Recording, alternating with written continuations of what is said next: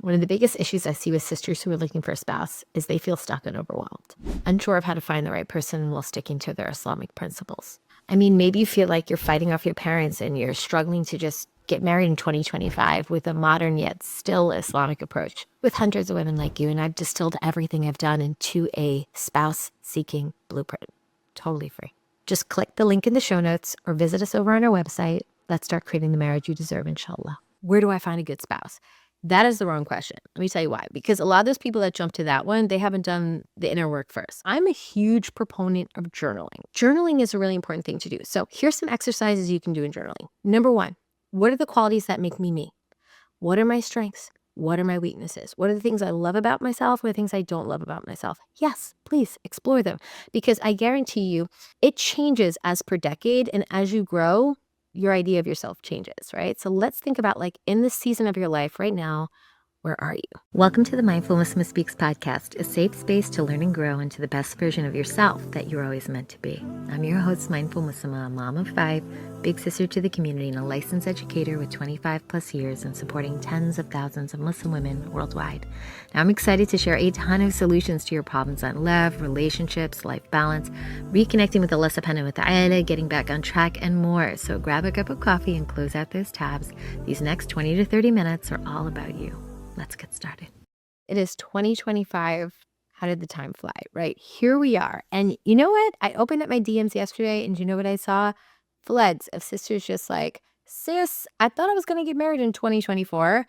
It's 2025. What is going on? What am I doing wrong? Is there something wrong with me? I don't even know where to go next. I do not know my next step. Help.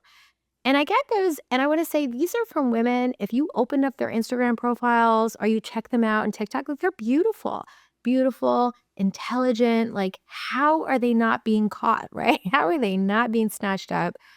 Well, I'll tell you why. There is this number one thing I see women doing all of the time. That and more we're going to talk about in this podcast so you can know exactly what you need to do in 2025 to finally get married.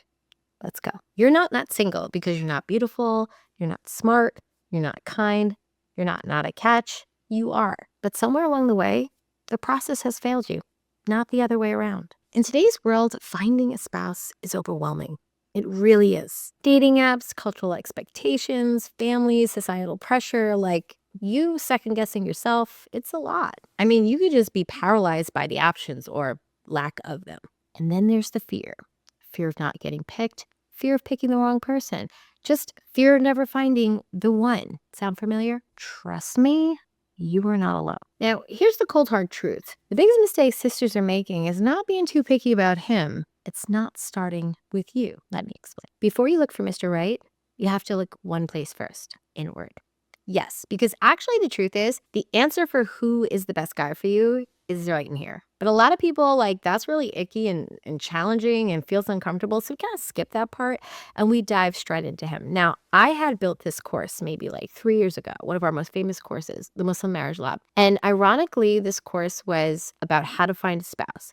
But right in the very first module, I filled it full of tons of stuff about how to increase your relationship with Allah subhanahu wa ta'ala, how to really dig deep into who you are and what you really want. And when we surveyed the women after they had taken the course, and we're like, what was the best part? Was it the list of all the questions we give you to ask the guy? Was it how to tell your personality type and match you with his?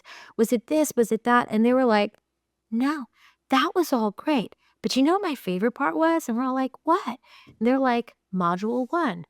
When I realized everything I thought I wanted, I don't even want. I realized I was listening to everyone. I realized I was feeling pressured by my family. I realized this. I realized that. When they actually sat to do the work, they realized they wanted something almost completely different. And you know what the beautiful thing about that is? Thank goodness, because we use the frame of who you are and where you want to be and what you want in your life to frame what guys to look for. And how different is it when you have one frame of mind to find that guy and another frame of mind that will find you a totally different guy? And what that means is if they hadn't done that work, they would have married the completely wrong guy. Now I'm talking about women who we just happen to help get married, and thankfully they made the right choice. But too often I see women not doing that. So again, it begins inside with you. Now, let's talk about what I mean by that. I mean, knowing your true strengths, being crystal clear on what's most important to you, like your non negotiables, being ready to be the spouse you wish to attract. Are you the person that you would want to marry? Surah An-Nur 24:26 says this: the good men are for the good women, and the good women are for the good men. It says some other stuff too. But what I want you to know is when you find a guy that is equal to you, you have to think like, if I want this super amazing religious guy, blah, blah, blah, am I super amazing religious? I want this guy who's like into working on himself. Are you working on yourself? If I want a guy who's highly educated, are you highly educated? Like, I think it's so easy to put these stats on guys, but then like a lot of women, I find too, they're really good in the career side or the school side. Like they put their work in, like they're in college, they got into a certain level in their career. In fact, a lot of them, like some of the biggest women who come to me are in their late 20s, late 30s, mid 30s. Like they went to town on their career. I mean, they are good to go. They are set, they're educated, but they have not fixed the trauma from their childhood with their father. Crazy. The amount of work that they have done on themselves for their career is impeccable. It's amazing. But that is not what's going to make them a good wife, maybe, or a good mother. So sometimes when we think we've worked on ourselves, we've put the eggs all into one basket. Does that make sense? We are putting it into one place, which is great, but we are filling way too much of a bar in our life while leaving other ones barren. I wouldn't even say empty. I would say just dusty and barren, dusty and crusty, okay? We are not even touching those, not even scratching the surface. And then wondering later on, once we're already married, like, why is that a problem? Because we're not even putting any attention to it. And let me dig into what happens if you skip this step. Let's do a little fast forward here. Not only are you going to waste your time searching for the wrong people, you might actually marry the wrong person, hands down. Another one is settling. Without clarity, you could just end up settling, thinking it's all going to work out, it's going to be better later. You just end up settling. Waking up one day, 5 years later, in the morning, getting out of bed going, why am I in this marriage? And is it too late? I'm 2 kids in. Why did I do this? I see that a lot. People call me a lot. But honestly, what's worse than that is when they lose confidence in themselves. They get to the point where they realize, I don't even like who I am anymore. I don't even know who I am anymore. And that sometimes leads to just this lack of faith and this disconnect from Allah.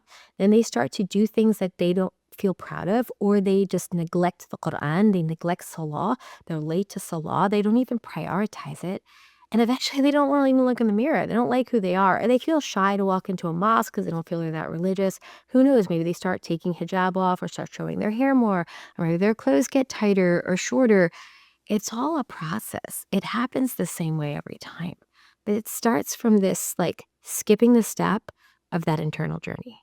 All right, sisters, so let's talk about solutions. So the first thing you need to know is that this journey for a spouse, it does not have to be chaotic. I see a lot of chaos going on, all right? So I'm saying that from like a person who gets to sit back and talk to thousands of women in Africa, Asia, Europe, like you name it, US, Canada. I talk to them, sisters in like the highlands of wherever part of Ethiopia or Sweden, or like, the bustling city of like London or Dubai. Like I'm talking to them all. And guess what? There is just a lack of self-reflection. We are all busy with the phones and the jobs and everything, and I get it. And when it comes to looking for a spouse, it's that same chaos, that same like bustle energy, and it's not good. Alhamdulillah, Allah subhanahu wa ta'ala, He gave us a roadmap on exactly how to find a spouse. Now, a lot of us we lost that map. Like that map has been gone a long time. Like we're just like, what? There's a map? I didn't even know there was a map. Yeah. By the way, guys, I made a blueprint. That is basically a map because people just lost that map or they didn't even know it existed. So we put it into a free guide. It's down below in the show notes. But what I want you to understand is a deep dive into reflection is the exact place you need to start. Let me tell you how. Now, a lot of people jump straight to me and they're like, they get me on the phone. They're like, sis, I've tried everything. Where do I find a good spouse?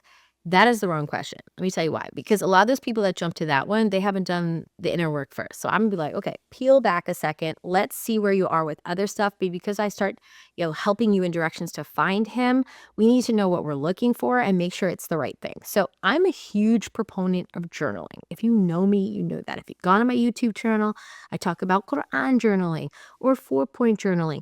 I walk you through how to explore your emotions every morning. Like, we have this free downloadable of like this 5-minute thing you can do. And subhanAllah, I even made a podcast on it. I just have to think. I'm sorry, guys, what number it is. But the truth is, if you scroll back, you'll find it. Journaling is a really important thing to do. So here's some exercises you can do in journaling. Number one, what are the qualities that make me me? What are my strengths? What are my weaknesses? What are the things I love about myself? What are the things I don't love about myself? Yes, please explore them, because I guarantee you, it changes as per decade, and as you grow, your idea of yourself changes, right? So let's think about, like, in this season of your life right now, where are you? Thinking about what you want, think about where your boundaries are. Boundaries are huge, ladies. And there's a really big reason you have to find the boundaries out now, because if you figure out your boundaries after you've already found a guy, you're in a lot of trouble, because your chances of you reneging on them is really high. Like, I like him. He seems great, but I said I wasn't going to marry a guy who smokes, but ew, smoking's gross, but he has everything else. Or, maybe that's not it. Maybe that's not going to do it for you. Maybe it's like, oh, I said I wasn't going to marry a guy who, talks to other women, but like, maybe I can help him stop that, because like, he has every other quality. He's just so good. Like, I don't know if that's gonna be a problem. Am I being picky? Am I being picky trying to control him? Like, my friend said that that's just not something I should worry about, but I feel like it's a non-negotiable. Like, that conversation with yourself, like, stop that. Do not, if it's a non-negotiable, just don't move off of it, right? But another thing is, you need to be really clear on your preferences. You do. And how can you do that if you've never sat with yourself and never thought about it, right? So I had this sister in particular where she had married this guy and he was a doctor. And she was like, "Ooh, he's a doctor and I'm so excited," and all that stuff. And it sounded great. Sounded great on paper. He's a doctor. Sounds amazing. But what she didn't realize is he was just not romantic and was not into traveling. And she's like, "Oh, I want to travel. I want to do this." And he's a doctor, so he has money, so we'll have money to travel. And she didn't realize, like, the lifestyle of a doctor, doctors are not traveling all about. Like, they have really strict schedules. And he was so committed to his job. He was like, "No." So then she was like, "Okay, well, can I go travel? Can I go with my sister? Can I go this?" He's like, haram, no, you're not going without me." And then she's like, "Well, then how am I going at all?" And he's just like, "Inshallah, we will. Inshallah," like vacation this summer.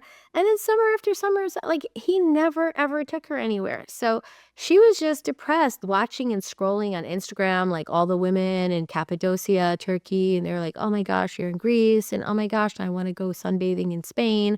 Halal sunbathing. And yeah, it's just super depressing. So really think about what it means if you actually couldn't have that. Would you be okay with that? Just something to think about. Another big one is, am I ready to be a spouse? Like, do I even know the rights of a spouse? Do I know my own rights? Do I know his rights? Like, how could you expect to hold someone accountable to giving you your rights if you don't even know what they are? Like, let's just do a test right now. Like, I want you just to pause and be like, what are the rights of a woman? Go. Do you know them? That's serious, right? What are the rights of your husband? Because if you don't meet them, there's sin for each one. Go. What are the rights of a child? Because you have to be a mother and you're going to be held accountable. Go. You see where I'm going with this? If you can't come up with them on the fly, like, you don't know, I don't know, I have to go check a book. Nah, guys, we're not investing time in this. And this is some serious stuff. And the crazy thing is, this is the stuff we're going to get asked about by Allah subhanahu wa ta'ala. There's accountability. We are all shepherds of something, some form of sheep. Either I am in caretakers of the children, or at my job, I'm in charge of a whole department and I'm responsible for those people, or for it's a husband, for his wife. We are all like that. Rasulullah said so. So what are you going to be held accountable about? And do you even know the answers to those questions? Which involves my advice on knowing the right process. First of all, involve your wali. Why? Oh my gosh, that's so old school. Like, my dad's not going to get it. He's going to be like, cringe. I don't want to have these conversations in front of him. This is so awkward. Guys, this is so Western. If I have to hear this anymore, I'm just so sorry. I'm going to be totally real with you, because you guys know how I am. I just like keep it real. Like, there's an Islamic way to do things. Stop acting like everything is too old school. There's old school and then there's Islam. Like, that's not the same thing. A'udhu billah. Like, what are we doing to the religion? We're degrading it. Like, that's not it.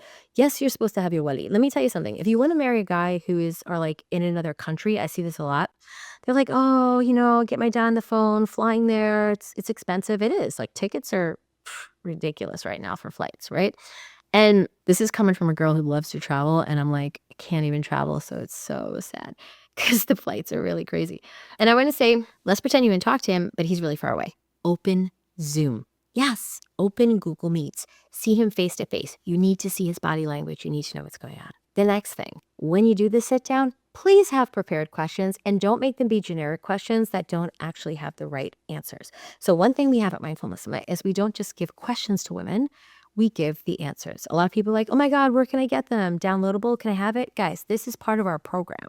So if you want to talk to me about it, I'll share it with you. But the downloadables that I have, but it is a list of the most important questions to ask and the answers to look for, because I need you to have a trained eye. I was explaining to the other day that I had a family that asked me to come with them to check if a guy or girl was good. I told this story just yesterday in one of my coaching calls, and I said, subhanAllah, they said, can you come with us? Can you check out this family and see if they're good? And I'm like, okay. So they had already signed the contract, and alhamdulillah, I was like, what can I do if they've already signed? But that's the way they want to approach it. So, okay, halal, whatever. And so we go there, and I'm there not even 10 minutes, and I'm looking around. I'm just like, red flag, red flag, red flag. Family's like, da, da, da, da, da. They don't really notice. They're just not, phased. And they come out the house and they get in the car and they're like, talk to me. What did you see? Like, what do you think? This is our new family. And I'm just like, I don't even know what to say right now. And they're just like, what? And I'm like, I have to be honest, right? Because this is actually an amana. So I'm like, subhanAllah. Okay, let me tell you guys, I noticed this, this, this, this, this. I'm going to be honest. If it was my child, definitely would call off the wedding. Oh, I don't know, but we already signed. We were already putting money down on the hall. Like, how many people have been caught in this situation where you like see some signs, but you just ignore them, right? And so they're like, blah, blah, blah, blah. So we get to the wedding and the mothers are going at it. They're fighting over food. They're fighting over catering. It's getting ugly. I have to actually walk up to the mother and help her, calm her down because she is so upset. And I could see what was happening between the two of them. And it was about to get ugly. And I say this to say they ended up going through with it. They finished the marriage ceremony. They were divorced within a month and a half. Ugliest divorce I've ever seen. This is real life, okay? We don't ignore these signs and pretend like they're not happening. Another way is consider his family. So I had this sister that had married a brother, and she was just like, I was like, so how's the rest of the family? She's like, I don't know. He really didn't explain or show me them. He's come to my house. He knows my family. We don't really talk to them that much, whatever. I was like, sis, that's really important because you're not just marrying him. This is not like a Hollywood show or like Korean drama. Like, you're going to have to actually live with that guy and see his family in the holidays, or maybe you have kids. They're going to be the grandkids. Like, I really would do that. She's like, oh, inshallah, inshallah.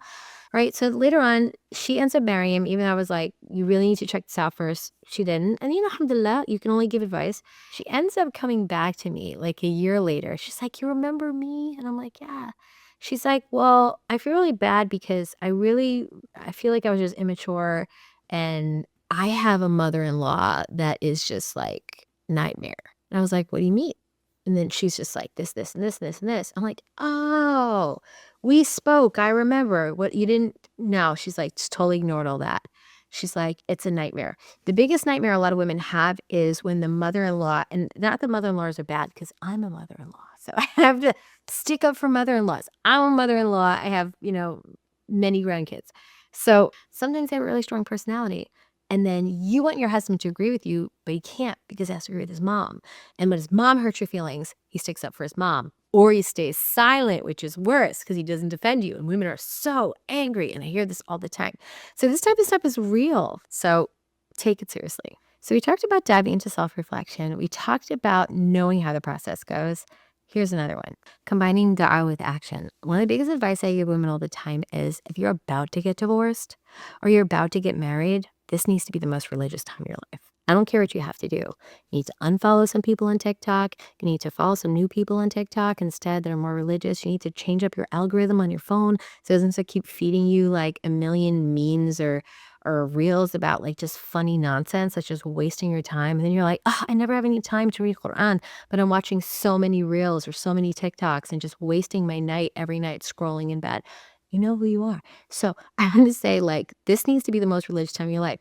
What you need to do is clean house. And I explained this many times in the podcast where I'm gonna just take it back, 'cause I haven't said it in a while. If I have a house and I have filled that house with like chips and like crazy, like amazing ice creams and like whatever else you got up in the house, and then I want to go on a diet. If I keep that stuff in the closet, how good is my diet going to go? I could buy all the salad in the world. I could buy all the kale. I could do all the cute, trendy, little concoctions for drinks and stuff. But if I have chips sitting up in there and I am hungry, you better believe I'm going to grab the chips before I'm going to grab a head of lettuce. Okay. It's just real. So one of the things that we're taught in the Sunnah is to clean house. If we want our heart to be good, first we have to clean our heart. We're going to make tawbah. You're going to go to Allah subhanahu wa ta'ala and you're going to say sorry to Allah subhanahu wa ta'ala for everything you did. And you're going to make not just astaghfar, which is saying sorry, but also tawbah is actually trying to avoid. If I am a waster of time, I need to go straight to my phone where the time wasting probably exists. Or maybe it's the friends I have or whatever it is. And I have to actually try to undo something I've done. The other thing is we want to bring new things in our life. We have to clean things out, and it could be things in your environment. It could be people. You know as well as I do, there are those friends that just hold you down. They are a weight. They're just not a friend that you probably could carry on for the next 5 to 10 years because they're not the type of person you want to be, and you probably have to let them go, but you don't want to because you want to hurt their feelings. I've done other podcasts on friends, type of friends you should have, how to find those friends, letting friends go. I've done podcast after podcast. You can scroll back. But if you keep that toxicity in your life, it is only going to make it worse. You need to be in the most religious state you've ever been. Why? Because when you do, Allah subhanahu wa ta'ala, He gives you like this farasa. Have you ever tried to make a decision whether or not to like pick a guy or pick a class or pick something, and you just feel like gray? You feel like, oh, I don't know if this is the right decision. I don't want to make the wrong one. That is because you don't have clarity. Allah subhanahu wa ta'ala, when you're close to Him, one thing He brings you is complete clarity. And the good thing is if you ask Allah subhanahu wa ta'ala to be your wali and you try to do things by the Quran and Sunnah, He will actually take care of you. Did you know if you pick the wrong guy, He will actually unpick him and make you end up going with somebody else because He promises that He will protect you and guide you and wage war against anyone who will harm you. He will be the best of protectors. But here's the thing. Do you think it's fair if there's a sister who stays up all night, she prays Qiyam al-Layl, and she's reading Quran after Fajr in the morning, and she's staying away from haram, and guys are trying to talk to her, even she's beautiful, and she's just like, no, and she's striving, she's making mistakes, but she's striving, making istighfar, everything. Then you got a sister who's like, oh, I wish I could be religious, and then she's like missing salah, and she's like wasting her time, and she's procrastinating, and prayer is like, she's all right, she prays like 3 of them on time, maybe sometimes 2, maybe sometimes she misses a prayer or 2. I mean, do you think it's fair that Allah subhanahu wa ta'ala deals with them in the same way? Just be fair. If He treated them equally, what is the motivation for us to be any better, right? He's al-adil, He's the most just. So He is going to make sure that everybody gets their due. So my question to you is, what kind of treatment do you want? You're going to be the girl who actually strives and is like, you know what, enough is enough. I want a good man, so I'm going to be a good woman. I want the help of Allah subhanahu wa ta'ala, so I'm going to clean house. Is that you? Or are you going to be the person who's like, oh, haram, it's hard for me, full of excuses. I'm not being empathetic, guys. I myself have been in the toughest times. But I need you to think of it like this. You need to put yourself around good people if you want to be a good person. You need to seek the guidance of experts if you want expert action, actionable steps. Those things don't come if you only know what you know and you don't know what else to do. In this program we have, one of the most famous ones, we have the Muslim Marriage Lab. One of the biggest things that people tell me is this. They say, I didn't even realize how much my parents were just making me do this process entirely cultural.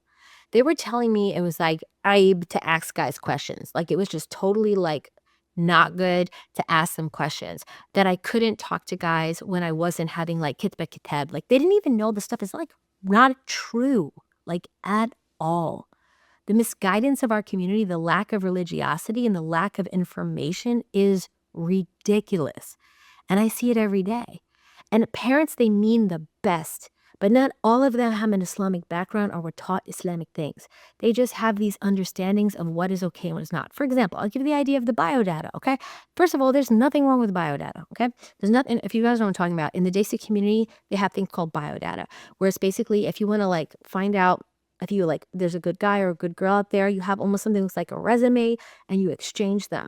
Like, I'm white, 5'6", light skin, dark hair, brown eyes. I'm a physician, or I'm studying to be a pharmacist or whatever. And they have actual, looks like a resume for marriage. Okay. If you're this, you know what I mean, right? You might have like a rishta. You might have like a matchmaker that's out there trying to like find it for you. Let me tell you something about matchmakers and parents. They're great.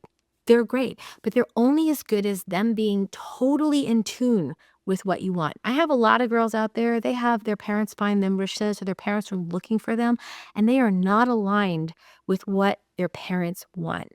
So another thing I want to throw out there as far as experts is, if you have parents that are doing that stuff to you, you need to know yourself. Put your big girl boots on and be really clear here. I'm a parent. I'm a mother. If I didn't know, I would expect my daughter to know, because I should know as a mother, but let's say I couldn't.